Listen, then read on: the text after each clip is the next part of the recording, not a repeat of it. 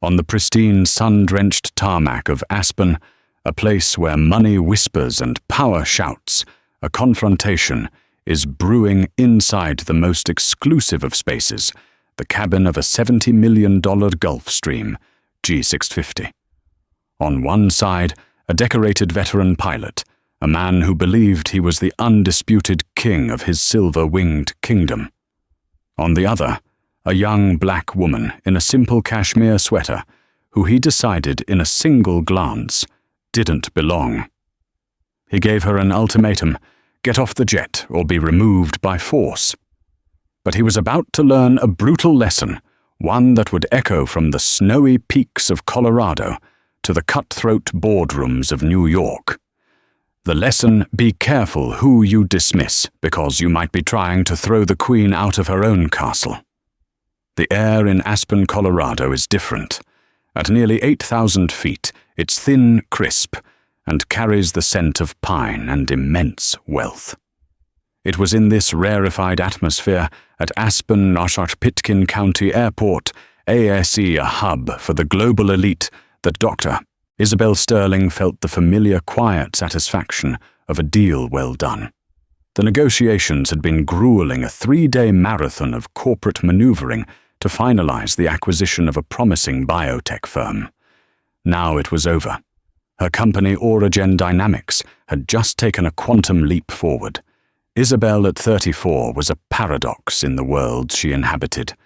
In the scientific community, she was a titan, a PhD in biomedical engineering, whose patented innovations in cellular regeneration were changing the face of medicine. In the business world, she was a force of nature, a CEO who had built her company from a small lab startup into a billion-dollar enterprise. Yet to the casual observer, she was unassuming. Today she wore no power suit, no flashy jewelry. Instead, she was dressed for comfort on the long flight back to Teterboro Airport in New Jersey. Charcoal gray Lululemon leggings, a simple white long-sleeved tee, and an exquisitely soft oatmeal-colored cashmere hoodie. Her hair was pulled back into a simple, elegant bun, and on her feet were a pair of comfortable yet stylish Allbirds sneakers. She carried a well-worn leather satchel containing her laptop and a sheaf of papers dense with scientific data. She looked less like a corporate raider and more like a graduate student heading home for the holidays. As she walked across the tarmac towards the gleaming white and silver Gulfstream G650, the afternoon sun glinted off its fuselage. This jet was her sanctuary, her office, her time machine. It was the single biggest business expense she had approved, not as a luxury, but as a necessity. A 5-year exclusive lease through Apex Aviation, one of the top charter management companies in the world, gave her complete control. In her line of work, the ability to be in Zurich one day and San Francisco the next was paramount. Time was the one commodity she could never create more of, only save. The jet's stairs unfolded with a soft hydraulic hiss. At the top stood a smiling flight attendant named Chloe, her uniform impeccable. "Good afternoon, Dr. Sterling," Chloe said warmly, her greeting practiced yet genuine. She'd been the regular attendant on Isabel's flights for the past 6 months. "Congratulations on closing the deal. We heard the news." "Thank you, Chloe." "It was a tough one," Isabel replied, a tired but genuine smile gracing her lips. "I think I might sleep the entire way back to Jersey." "I'll have your chamomile tea ready for you as soon as we're in the air," Chloe said, taking Isabel's satchel. "The cabin is set to your preferred temperature, and I've prepared the light meal you requested." "You're a lifesaver." Isabel stepped into the cabin, a world of bespoke luxury. Cream leather seats, dark polished mahogany, and brushed steel accents created an environment of serene elegance. She settled into her favorite seat, the one with the best view and the most legroom, and let out a long, slow breath. The tension from the past 72 hours began to melt away. She closed her eyes for a moment. The quiet hum of the aircraft's auxiliary power unit, a soothing lullaby. Chloe was just securing the satchel in a forward closet when two figures appeared at the cabin door. They were the pilots. The first officer, a younger man in his early 30s named Leo Martinez, gave Isabel a professional nod and a slight smile. "Good afternoon, Mum." Behind him was the captain. He was a man who looked like he'd been carved from granite and aviation fuel. Late 50s with a stern, weathered face, silver-grey hair cut in a severe military style, and pale blue eyes that seemed to be constantly scanning for threats.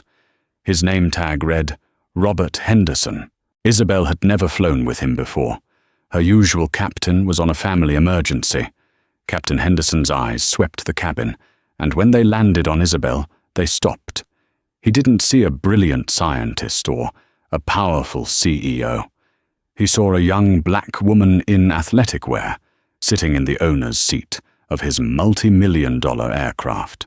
His gaze, which had been one of professional command, narrowed into a look of cold, undisguised suspicion. He didn't speak to Isabel. He directed his words to Chloe, his voice a low growl that cut through the cabin's tranquility. Chloe, who is this Chloe, caught off guard, blinked. "Captain, this is Dr. Sterling, our passenger." Henderson's eyes flicked back to Isabel, his expression unchanged. He ignored Chloe's introduction, as if it were an irrelevant piece of static. He took a step further into the cabin, his posture radiating an intimidating authority. "I think there's been a mistake," he said, his voice dripping with condescension. "Ma'am, are you with the ground crew or the catering service?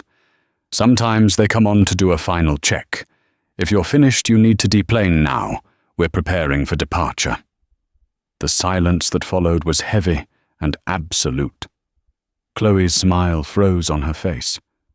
Leo, the first officer, shifted his weight uncomfortably. Isabel, who had just been sinking into a state of blissful relaxation, opened her eyes. She met the captain's steely gaze without a flicker of emotion. Her voice, when she spoke, was calm, level, and utterly devoid of the anger that was beginning to coil in her stomach. "I believe you misheard the flight attendant," she said clearly. "I am the passenger, Dr. Isabel Sterling." The captain's lips curled into a semblance of a smile, but it was a cold, dismissive thing. "Right. The manifest says this flight is for Mr. I, Sterling. I'm guessing that's your father, or your husband. Is he running late?" The assumption was so blatant, so rooted in a worldview she had fought against her entire life, that Isabel felt a flash of ice in her veins. This wasn't a misunderstanding. This was a judgment. "There is no Mr. Sterling," she stated, her voice losing its warmth and taking on a harder, more precise edge. "The I stands for Isabel.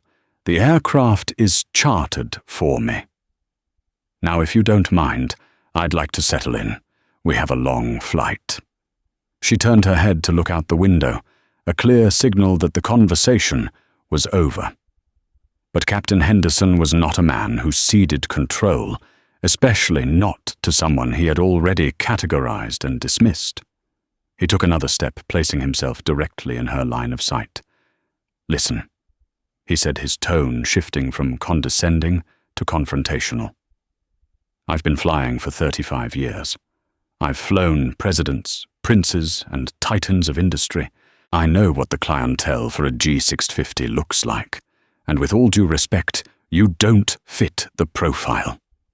The insult was so direct, it was almost breathtaking. Chloe gasped softly. Leo took a half step forward, his expression alarmed. "Captain," he began, but Henderson shot him a look that silenced him instantly. Isabel slowly turned her full attention back to the pilot. The calm facade remained, but a storm was gathering in her eyes. "The profile," she repeated, her voice dangerously quiet. "Please, Captain, enlighten me. What is the profile you're referring to?" He was too arrogant, too entrenched in his prejudice to see the precipice he was standing on. Let's not play games, he sneered. This flight costs over $100,000. I'm not about to risk my license and my reputation because some influencer's sugar daddy booked her a joyride and she got the tail number wrong. Now I'm going to ask you one last time nicely. Please gather your things and exit the aircraft. The cabin of a Gulfstream GLA Zephyr is designed for tranquility, engineered to insulate its occupants from the roar of the engines and the chaos of the outside world. In that moment, however, it was a pressure cooker, the silence crackling with unspoken tension. Leo Martinez felt a cold sweat prickle his neck. He had only been with Apex Aviation for 2 years, but he knew the golden rule: the client is sacrosanct. He'd seen Henderson be gruff before, a classic old-school pilot who viewed flight attendants and even first officers as minor functionaries in his command. But this was different. This was a violation. He saw the passenger, Dr. Sterling, sitting there, her stillness a stark contrast to Henderson's aggressive posture. He saw the look in her eyes, not fear, not even anger, but a profound, chilling disappointment. Captain Henderson. Leo interjected his voice, firm but respectful. The flight plan was confirmed this morning. The passenger is verified. Dr. Isabel Sterling. Everything is in order. Henderson rounded on him, his face flushed with fury. Are you questioning my authority? Martinez, I am the pilot in command. My word is law on this aircraft. I am responsible for the safety and security of this flight, and something about this situation feels wrong. I'm making a command decision. He turned back to Isabel, his voice rising in volume, echoing in the confined space. I don't know who you are or what your game is, but it ends now. You have 30 seconds to get off my aircraft under your own power. If you refuse, I will call airport security and have you removed for trespassing. Chloe, the flight attendant, looked horrified. Her job was to provide impeccable service to de-escalate any potential issue. She was trapped between her duty to the client and the unyielding command of the captain. Captain, please, she pleaded softly. I can re-verify her credentials with the FBO. It will only take a moment. Stay out of this, Chloe Henderson snapped, not even gracing her with a glance. His focus was entirely on Isabel, a predator, zeroing in on its prey. He crossed his arms, a smirk playing on his lips, confident he had won. In his world, authority backed by the threat of force always won. Isabel watched him, her mind working with the same cool, analytical precision she applied to complex biochemical equations. She could have escalated. She could have raised her voice, pulled out her phone to show him her Forbes profile, or recited her net worth. But she knew that would be pointless. A man this steeped in his own prejudice wouldn't be swayed by facts he didn't want to believe. He would see it as a desperate gambit, further proof of a deception. She had to bypass him entirely. She had to go to the source. She held his gaze for a long moment, letting the weight of his ultimatum hang in the air. Then, in a move that completely disarmed him, she gave a small, almost imperceptible nod. All right, Captain, she said, her voice even. Henderson's smirk widened. Victory. He had stared down the imposter, and she had blinked. A wise decision, he said smugly. But Isabel wasn't reaching for her satchel. Instead, she slowly reached into the pocket of her hoodie and retrieved her iPhone. Her movements were deliberate, unhurried. She swiped through her contacts, her thumb tapping on a name, saved simply as David Chen. Henderson watched his brow furrowing in confusion. Calling for a ride. Good. The sooner you're off the property, the better. Isabel ignored him. She pressed the call button and put the phone to her ear. It rang once. David, she said, her tone suddenly shifting from that of a passenger to one of an executive speaking to a subordinate. Isabel Sterling here. I hope I'm not interrupting anything important." On the other end of the line was David Chen, the CEO and founder of Apex Aviation. He was in his Manhattan office overlooking Central Park in the middle of a tense quarterly review. But when Isabel Sterling called, he took the call.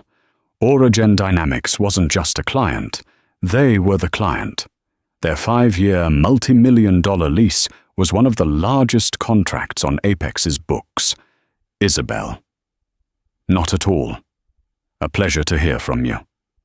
Chen's voice came through clear and professional. "Is everything all right? I thought you were wheels up from Aspen an hour ago."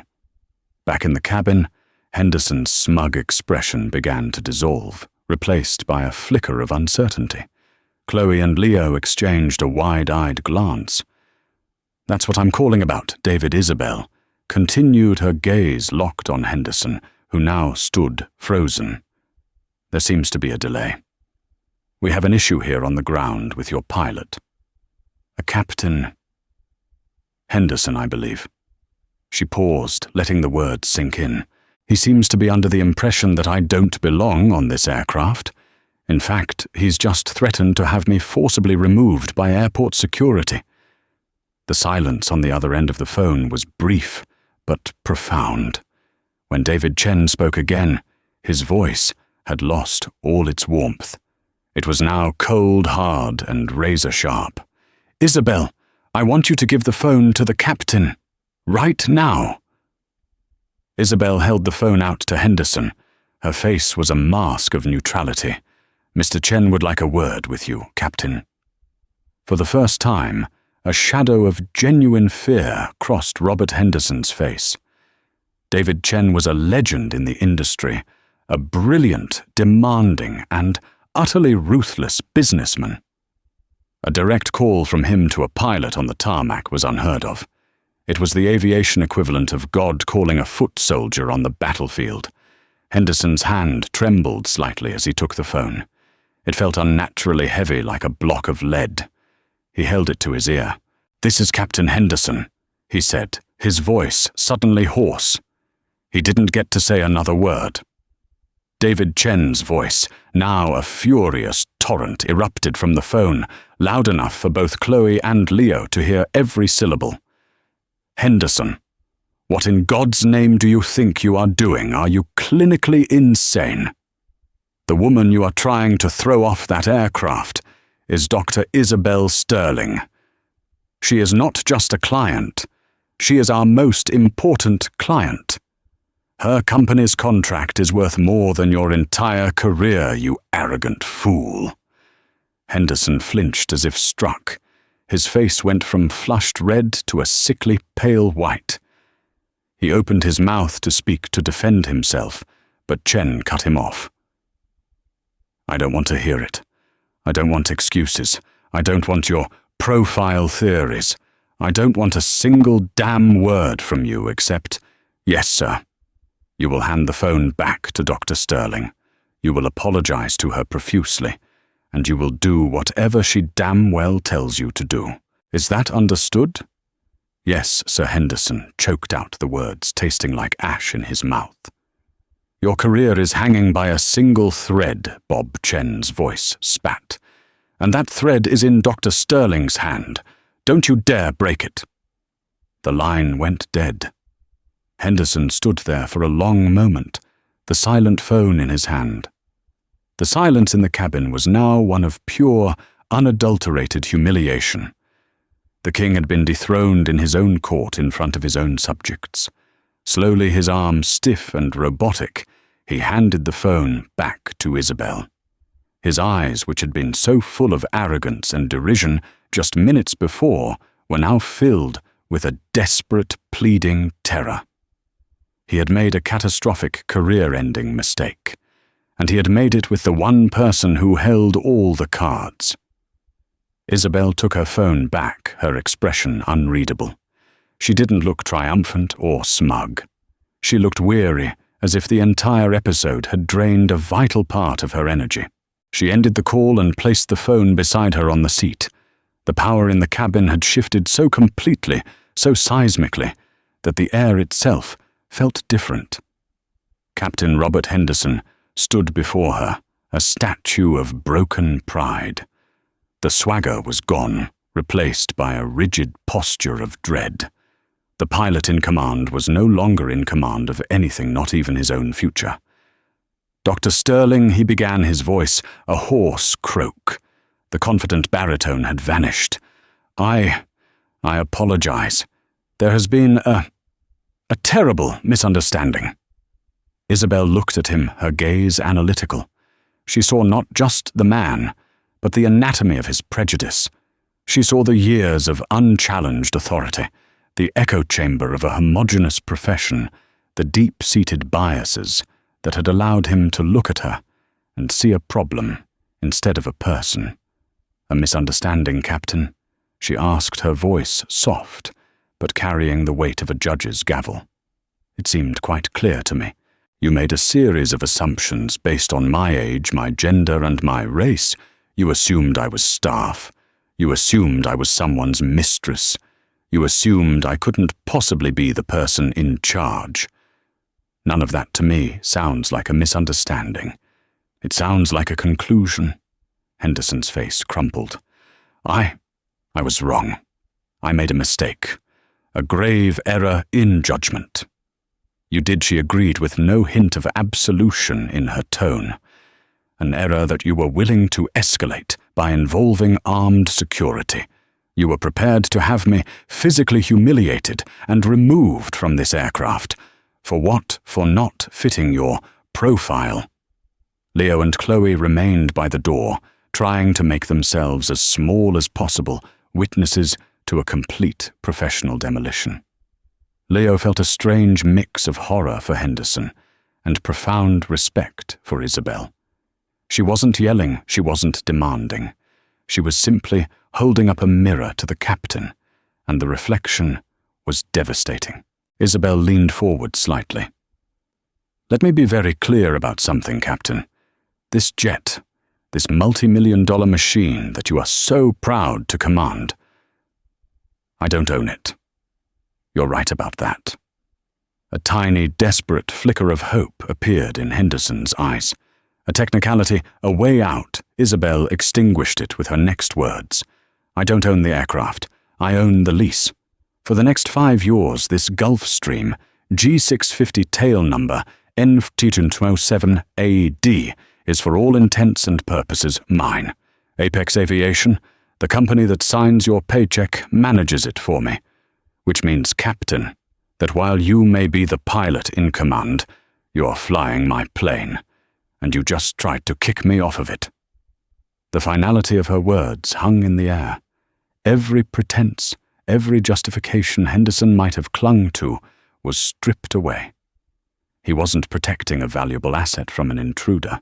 He was a glorified chauffeur who had just insulted his boss. He swallowed hard, his Adam's apple bobbing. "Dr. Sterling, please, I have a family. I've been flying for 35 years. This is all I know. Don't let one mistake, one terrible, unforgivable mistake, end my career." Isabel considered his plea. She saw the desperation in his eyes, but she also saw the man who, 5 minutes earlier, was prepared to ruin her day and potentially her reputation at a busy airport without a second thought, all for the sake of his own bigotry. Compassion was a virtue, but enabling prejudice was a sin. This wasn't just about her. It was about every other person who didn't fit his profile, who might cross his path in the future. She looked past him, her eyes meeting Leo's, then Chloe's. "Chloe," she said, her voice calm and decisive, "please secure the cabin door. We will not be departing just yet." "Yes, Dr. Sterling," Chloe said, moving with relieved purpose. First Officer Martinez Isabel continued. Ma'am Leo responded, standing a little straighter. "Please contact the FBO. Inform them that we require a new captain for our flight to Teterboro, effective immediately." The order was a clean, precise cut. Henderson physically recoiled, staggering back a step as if he'd been struck. No, Please." Isabel's gaze returned to him, and this time it was as cold and unforgiving as the stratosphere. "Captain Henderson, your services are no longer required on this flight, or any of my future flights. I suggest you collect your belongings and exit the aircraft, the one you were so eager for me to leave." She leaned back in her chair, picked up the file of scientific data from the seat beside her, and opened it. The gesture was unequivocal. The conversation was over. He was dismissed. Robert Henderson stood there for a full 30 seconds, his world collapsing around him in the silent, luxurious cabin. The authority he had wielded with such arrogance was gone. The respect he commanded was gone. The very aircraft he considered his domain was no longer his. He had been rendered utterly powerless by the person he had deemed unworthy. Without another word, his shoulders slumped in defeat. He turned. He avoided the pitying eyes of Leo and Chloe. He walked the short distance to the cockpit, retrieved his flight bag and his jacket, and then walked back through the cabin, his gaze fixed on the floor. As he reached the open door, he paused for a fraction of a second, as if he might turn and make one last desperate appeal. But one look at Isabel, engrossed in her papers, told him it was useless. He descended the stairs not as a respected captain, but as a man who had been summarily fired. He stepped onto the sunlit tarmac, the door of the Gulf Stream closing behind him, with a soft, final thud sealing him out of the world he had once commanded. The hard karma had just begun. The moment the Gulf Stream's door closed, a profound and awkward silence enveloped the cabin. The source of the conflict was gone, but his ghost lingered. Leo Martinez stood stiffly near the cockpit, his mind racing. Chloe began quietly, methodically checking the cabin service items, her hands moving on autopilot as she processed what she had just witnessed. Isabel didn't look up from her papers for a full minute, giving her crew a moment to compose themselves. She wasn't a sadist. She took no pleasure in Henderson's humiliation. But she understood that for a standard of decency to be maintained, a breach of that standard had to have clear and unavoidable consequences. Finally, she closed the folder and looked at her remaining crew members. Her expression was no longer severe. It was professional and direct. "Leo, Chloe, please come have a seat for a moment," she said, gesturing to the plush leather chairs opposite her. They exchanged a nervous glance and hesitantly sat down, perching on the edge of the seats like school children called to the principal's office. "I want to be very clear," Isabel began, her voice even. "What happened here had nothing to do with either of you. Your conduct was professional, and I appreciate that. Leo, you attempted to intervene, and I recognize and thank you for that." Leo swallowed, nodding. "He shouldn't have spoken to you that way, Mom. There was no excuse for it." "No, there wasn't," Isabel agreed. "I will be speaking to David Chen later, and I will make sure he knows that you both handled a difficult situation appropriately. Your records with Apex will not be negatively affected by this. In fact, I will ensure the opposite." Chloe let out a breath she hadn't realized she was holding. "Thank you, Dr. Sterling. That's very generous." "It's not generous. It's fair," Isabel corrected gently. "Now, Leo, have you requested the replacement pilot?" "Yes, Ma'am. I spoke with dispatch at the FBO. They are coordinating with Apex. It's a busy day, but they said they'd have a new captain for us within 90 minutes. A Captain Eva Rostova is on standby nearby and is being brought over." "Excellent," Isabel replied. "Chloe, once the new captain arrives, and we are cleared for takeoff, please serve the meal as planned.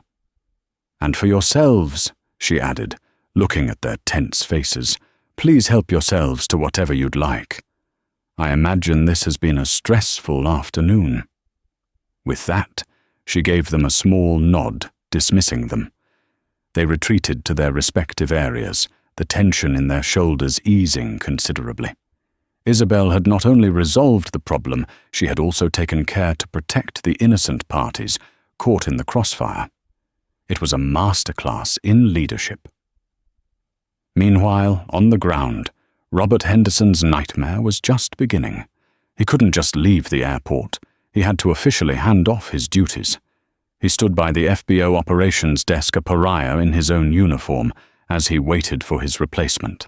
Pilots and ground crew he had known for years walked past their expressions, a mixture of confusion and curiosity. The gossip was already spreading through the tight-knit aviation community like wildfire. Did you hear Henderson got kicked off his own flight? By the passenger. When Captain Eva Rostofor arrived, she was the physical embodiment of everything Henderson was not. She was in her early 40s, sharp, energetic, with a confident smile and eyes that missed nothing. She greeted the FBO staff warmly before turning to Henderson. "Captain Henderson," she said, her tone professional, but with an unmistakable edge. "I'm Eva Rostova. I understand I'm taking over flight 427 AD. Henderson could only nod the humiliation burning in his chest. He was being replaced by a woman. A younger woman. The irony was a bitter pill to swallow. He mumbled his way through the mandatory operational handover, detailing the fuel load flight plan and weight and balance calculations. Rostova listened intently, her face impassive. When he was finished, she simply said, "Thank you, Captain. I have it from here." There was no sympathy, no questions, just a clean professional severance. His official duties concluded, Henderson was now just a man in a pilot's uniform with nowhere to go. He received a curt text message from Apex Dispatch, "Do not leave Aspen. Await instructions from Mr. Chen's office. A hotel room will be booked for you." He was stranded. He sat in the pilot's lounge, nursing a lukewarm coffee, feeling the weight of 100 gazes. He tried to tell himself he was the victim, that he was just following his gut, ensuring security. But the conversation in the cabin played over and over in his mind.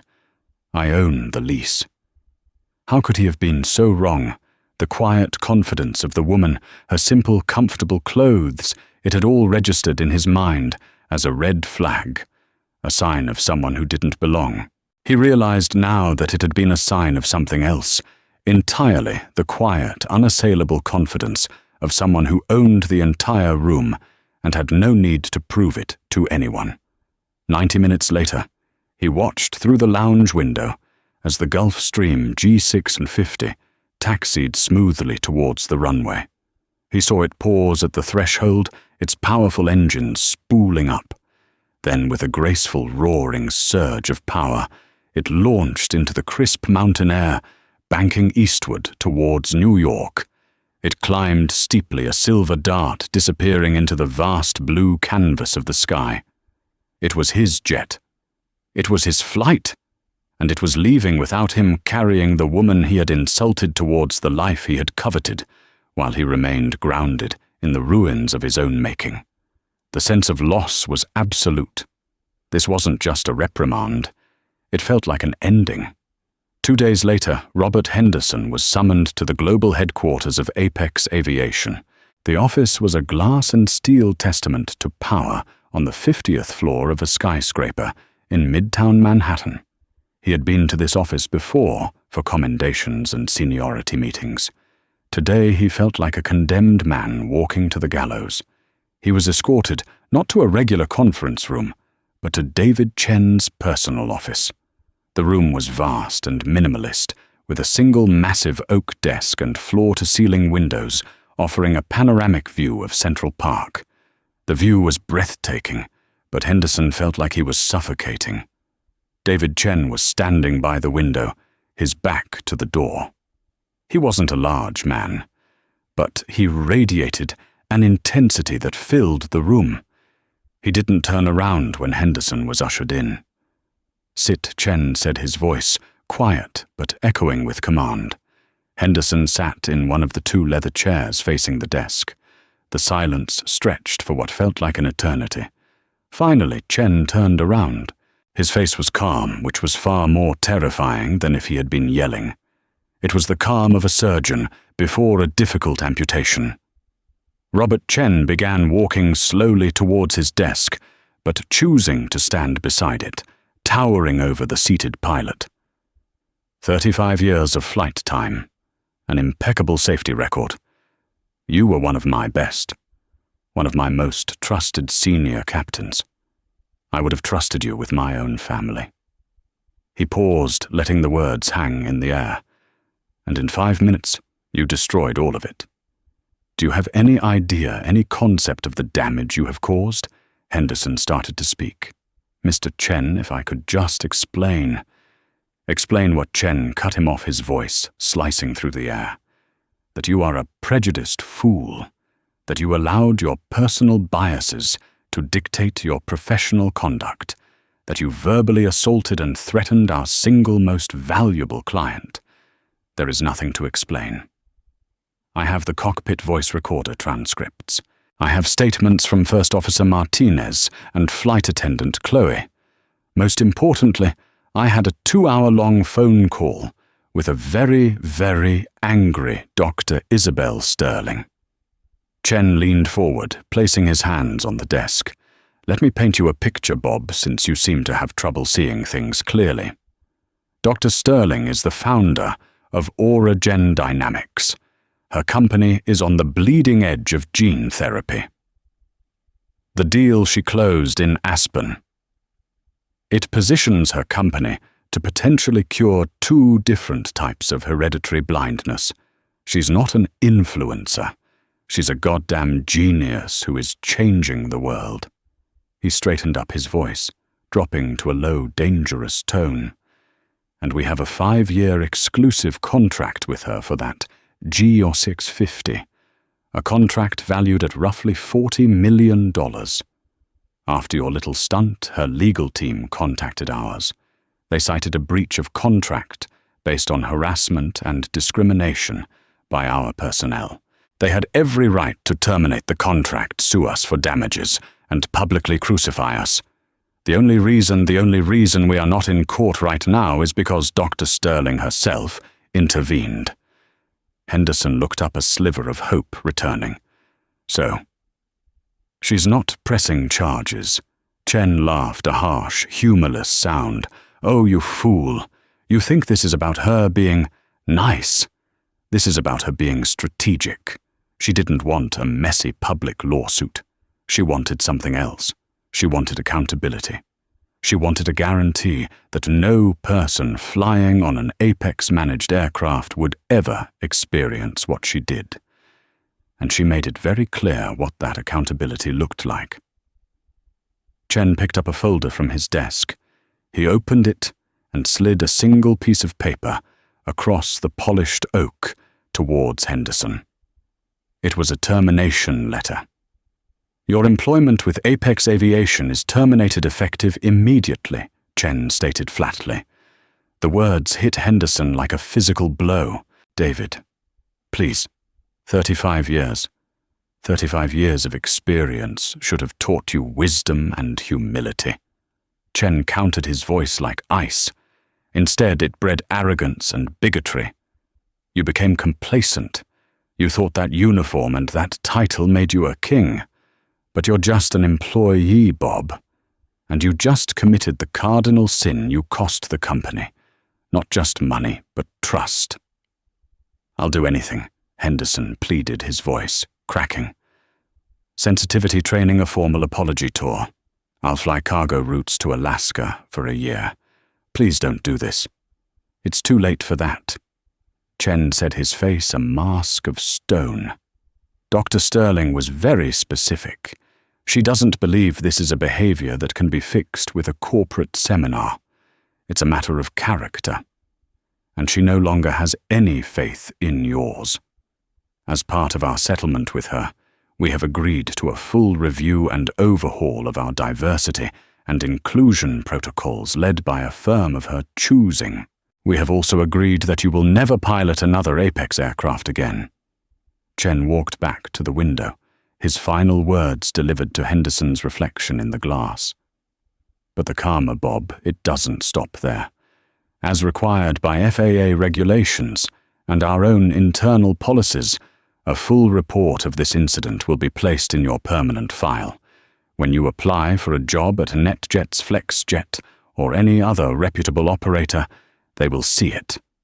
They will see that you were terminated for cause due to gross misconduct and passenger harassment. They will see that you are a liability. He turned his head slightly. Your career flying for the elite is over.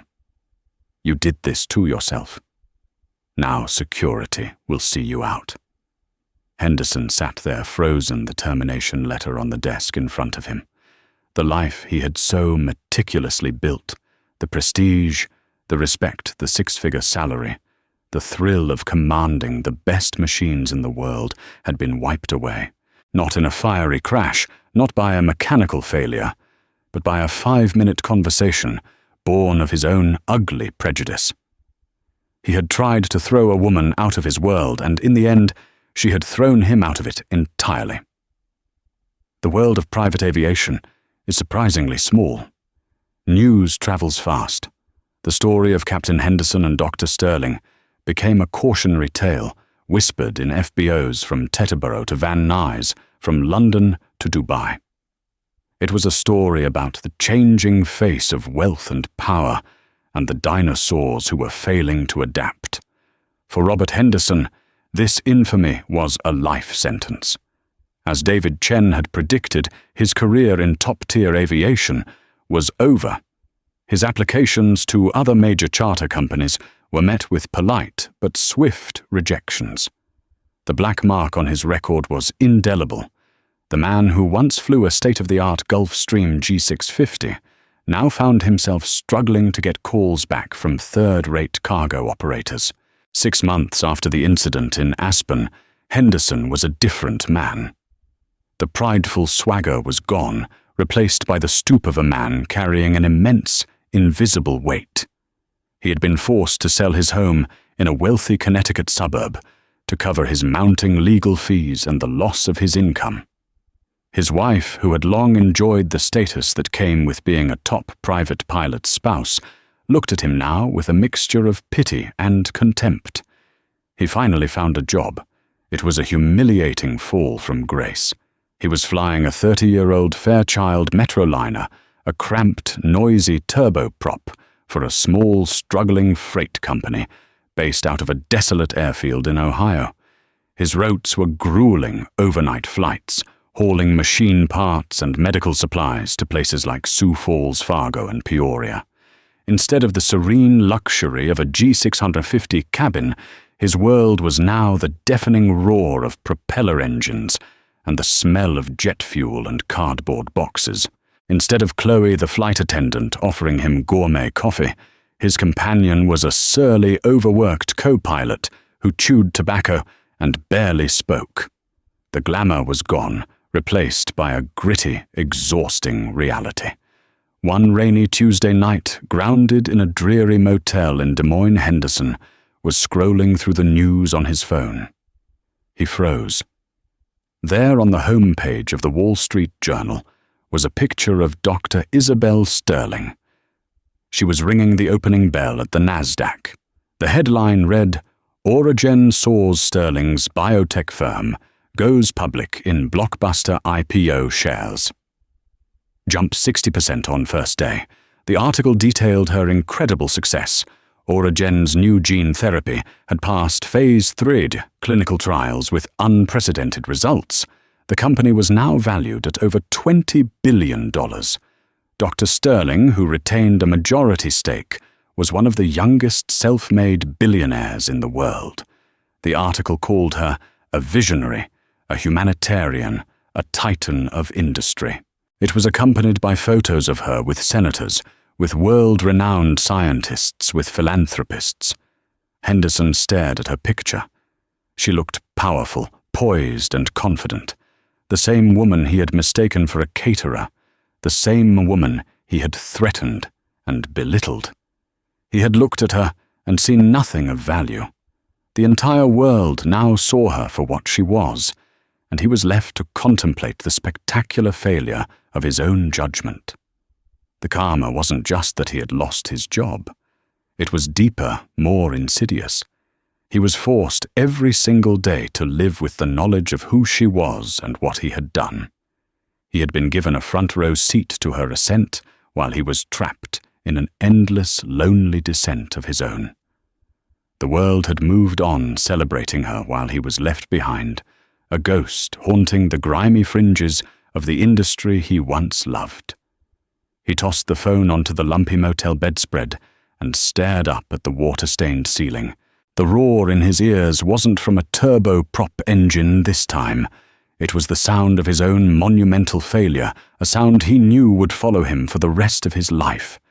He had built his identity on being a man who could see everything from 45,000 feet, but on the ground, when it mattered most, he had been completely, utterly blind. 1 year later, the atmosphere inside the Gulf Stream G650 tail number N4227AD was a world away from the toxic tension that had once poisoned its air. The jet was an instrument of sublime efficiency, a sanctuary of quiet productivity, slicing through the stratosphere at Mach 0.9 on its way to Geneva. Below the vast, dark expanse of the Atlantic Ocean was a serene abstraction, a canvas sprinkled with the reflected light of 1 billion distant stars. Inside the bespoke cabin was bathed in a soft, warm light. Dr. Isabel Sterling sat in her customary seat, the rich leather cool against her back. Across from her, a plate of exquisitely prepared seared scallops and a glass of sparkling water sat mostly untouched. Her attention was focused on the tablet in her lap, displaying the final draft of the keynote address she was to deliver at the World Health Innovators Summit. The speech was about the ethical imperatives of gene editing technology, a topic that wrestled with the very future of humanity.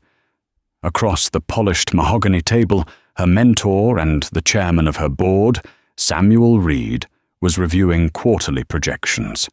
Samuel, a man in his late 60s with kind eyes that belied a razor-sharp business acumen, had been a guiding force in Isabel's career since her postdoctoral days. He understood both the science and the soul of the company she had built. The flight crew was a study in unobtrusive professionalism. Captain Ava Rostova, whose calm competence had been a welcome balm after the Henderson debacle, was at the controls. The flight attendant, a polished and intuitive man named Ben, had anticipated every need without a single word, then retreated to the galley, leaving the cabin in a state of perfect tranquility. This was how it was supposed to be. This was the service Apex Aviation promised, and the service Isabel now commanded without question. Samuel set his tablet down and looked at Isabel, who had paused her work to gaze out the triple-paned oval window. Her reflection stared back a faint silhouette against the deep, star-dusted indigo of the night sky. He noticed she wasn't just looking. She was seeing something far beyond the curvature of the earth. "A penny for your thoughts," Isabel Samuel said gently, his voice pulling her from her reverie. "You've been staring at the void for 10 minutes. That's usually a sign you've either solved cold fusion or you're troubled." Isabel turned a slow, thoughtful smile touching her lips.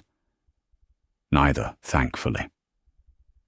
I was just thinking about this plane, about how different the air feels in here now. It's strange how a space can hold a memory of a conflict, isn't it?" Samuel nodded with understanding. "The unpleasantness in Aspen. I suppose you could call it that," she mused. "I received an email from David Chen this morning. It was the 1-year follow-up on the new diversity and inclusion protocols they implemented across the Apex fleet. He said the internal metrics on personnel conduct and client satisfaction have improved dramatically. He was grateful. He should be, Samuel stated. You saved his company from a reputational implosion and gave him the blueprint to fix it. That's more than most clients do. Isabel picked up her water glass, swirling the contents. He mentioned Robert Henderson at the end of the email. He felt I had a right to know what became of him. Samuel leaned forward, his curiosity evident. And it's not a happy story, Isabel said, her voice devoid of any triumph.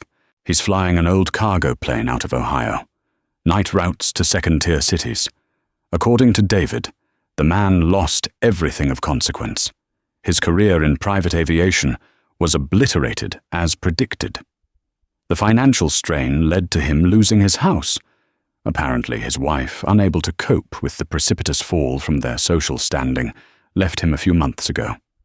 David's last line was, "He is by all accounts a broken man." She set the glass down and met Samuel's gaze, her own eyes searching.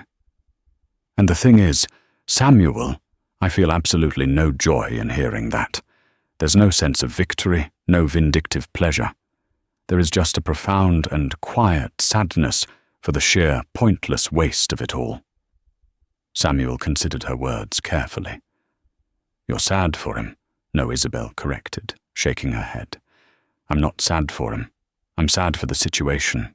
I'm sad that a man could reach his late 50s with all the experience of a life lived and still possess a worldview so cramped and poisoned by prejudice. He didn't just fail to see me. He failed to see the world as it is. He built his own prison of bigotry, brick by brick, over decades, convinced it was a fortress. All I did was show him it had no door. He was already trapped inside." She paused, gathering her thoughts. I never wanted to ruin his life. My goal wasn't his destruction, but I've replayed that day 1,000 times, and I would do the exact same thing again, every single time. Does that make me ruthless, no, Isabel? Samuel said, his voice firm and reassuring. That makes you a leader. What you did wasn't personal, it was principled. There's a world of difference. Men like Henderson, the old guard, the gatekeepers, they operate on a currency of intimidation and exclusion. They expect to be deferred to. They expect their assumptions to go unchallenged. For years, people did just that. They would have swallowed the insult, apologized for the inconvenience of their own existence, and quietly deplaned. But you held a different currency power backed by principle. You forced a reckoning he had avoided his entire life. He gestured around the luxurious cabin. This plane, your company, your wealth, it is all a form of power, and power is useless if it's only used for comfort and convenience. Its true value is in its application. That day you applied your power not to punish a man, but to protect a principle. That dignity is not contingent on fitting a profile. The fallout for him was severe, yes, but it was proportional to the rot within his character. He wasn't fired for a single mistake. He was fired for the lifetime of bias that led to it. A soft chime filled the cabin, and Captain Rostover's voice, calm and clear, came over the intercom. "Dr. Sterling, Mr. Reed, this is Eva. We're just passing over the coast of France and beginning our initial descent toward Geneva. Our ground time is estimated at 25 minutes. The weather is clear, and you should have a beautiful view of the Alps on our approach." "Thank you, Captain," Isabel replied, pressing the intercom button. The conversation shifted the intensity of the reflection, giving way to the reality of their arrival. Below them, the jagged moonlit peaks of the Alps began to emerge from the darkness, a breathtaking landscape of stone and ice. Soon the scattered lights of remote villages gave way to the glowing, intricate web of Geneva, nestled around its lake. Isabel watched the city grow closer, her mind connecting Samuel's words to the view below. She hadn't just been defending her own dignity that day.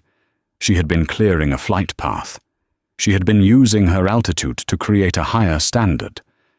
As the Gulfstream's landing gear lowered with a soft thud, she felt a sense of clarity. The incident with Captain Henderson was no longer a dark memory of conflict. It was a crucible, a defining moment that had tested her resolve and solidified her understanding of her place in the world. It was a footnote in her story, but a critical one.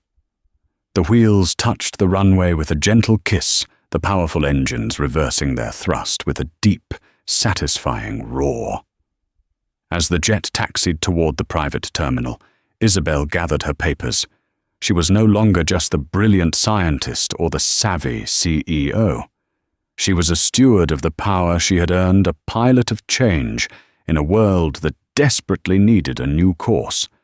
Her journey was far from over, but as she prepared to step out into the cool Swiss night to share her vision for the future, she knew, with an unshakable certainty, that she was exactly where she belonged. The story of Dr. Isabel Sterling and Captain Henderson is a stark and powerful reminder that in our modern world, prejudice doesn't just wound hearts, it can shatter careers and upend lives.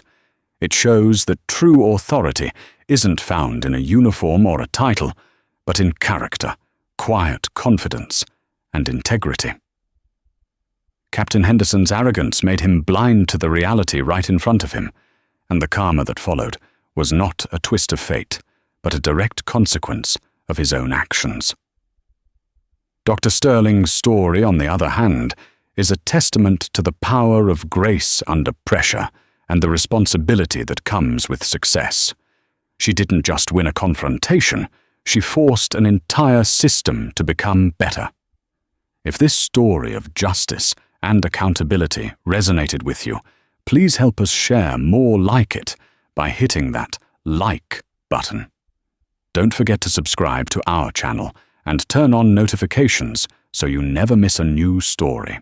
And we want to hear from you. Share your thoughts on this incredible turn of events in the comments below. Thank you for listening.